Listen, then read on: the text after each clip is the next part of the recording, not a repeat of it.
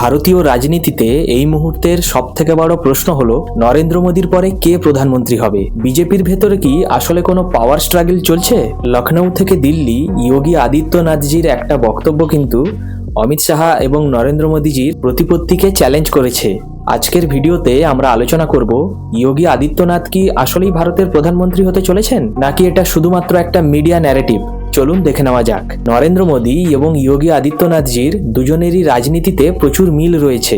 প্রথমত, দুজনেই কিন্তু ফায়ার ব্র্যান্ড নেতা হিসেবে পরিচিত। মোদীজি যখন গুজরাটের মুখ্যমন্ত্রী ছিলেন তখন তার ভাষণে যে অ্যাগ্রেশনটা ধরা পড়তো সেটা এখন যোগীজির ভাষণে প্রায় একই রকম ভাবেই ধরা পড়ে। দ্বিতীয় কারণ হলো দুজনের ওপরে কোনো করাপশন রিলেটেড তকমা এখনো লাগেনি। তাছাড়া দুজনেরই সংসার নেই, পরিবারের সাথে কোনো যোগাযোগ নেই এবং দুজনেই নিজেদেরকে কর্মযোগী হিসেবে প্রমাণ দিয়েছেন। উত্তরপ্রদেশের মতো বড় রাজ্যে 4 বার বেস্ট পারফরমেন্স করে মুখ্যমন্ত্রী যোগীজি এটাই প্রমাণ করেছেন যে জনগণের কাছে ওনার পপুলারিটি কোনো অংশেই কিন্তু মোদীজির থেকে কম নয়। দেশের ম্যাক্সিমাম মানুষ ওনাকেই প্রধানমন্ত্রী হিসেবে দেখতে চান, এটা কিন্তু একটা রিপোর্টে ধরা পড়েছে। এই যোগীজির সব থেকে বড় শক্তি হলো উত্তরপ্রদেশ। 80টি লোকসভার সিটে থাকা এই রাজ্যে যোগীজির বুলডোজার মডেল এবং হিন্দুত্বীয় আইডিওলজি আরএসএস এর কাছে তাকে অনেক প্রিয় করে তুলেছে। এছাড়াও বিজেপির একটি ইনফর্মাল রুল রয়েছে, সেটা হলো 75 বছরের পর কোনো ব্যক্তির রাজনৈতিক কেরিয়ারের সমাপ্তিকরণ ঘটা। মোদীজির বয়স যখন 75-এর কাছাকাছি হবে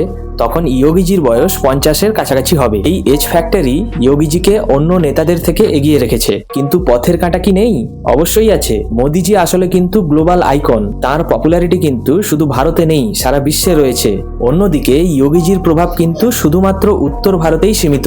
এছাড়া বিজেপির ভেতরেই অমিত শাহজির মতো চাণক্য রয়েছেন, যিনি অর্গানাইজেশনে খুবই শক্ত, এবং নীতিন গান্ধারীর মতো প্রশাসকও রয়েছেন। যোগীজিকে যদি পিএম হতে হয় তাহলে তাকে শুধুমাত্র হিন্দুত্ববাদী নেতা নয়, বরং মোদীজির মতো মডার্ন গ্লোবাল লিডার হিসেবে নিজেকে প্রমাণ করতে হবে। কিন্তু সম্প্রতি কিছু ঘটনা, যেমন কাশী বিশ্বনাথ এবং এডুকেশনাল পলিসি নিয়ে কেন্দ্র এবং লখনৌ এর মধ্যে মত পার্থক্য চলেছে। এতে অনেকেই মনে করছেন যোগীজিকে সাইডলাইন করবার চেষ্টা চলছে।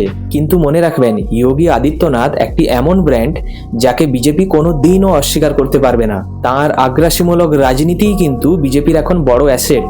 সুতরাং যোগীজি কি আগামী প্রধানমন্ত্রী হচ্ছেন এটা সময় বলবে, তাতে কোনো সন্দেহ নেই। কিন্তু এই রেসে তিনি যে সব থেকে এগিয়ে থাকা নেতা এটা কিন্তু সবার কাছে পরিষ্কার হয়ে গেছে। আপনাদের কি মনে হয়, যোগীজি নাকি অমিত শাহ?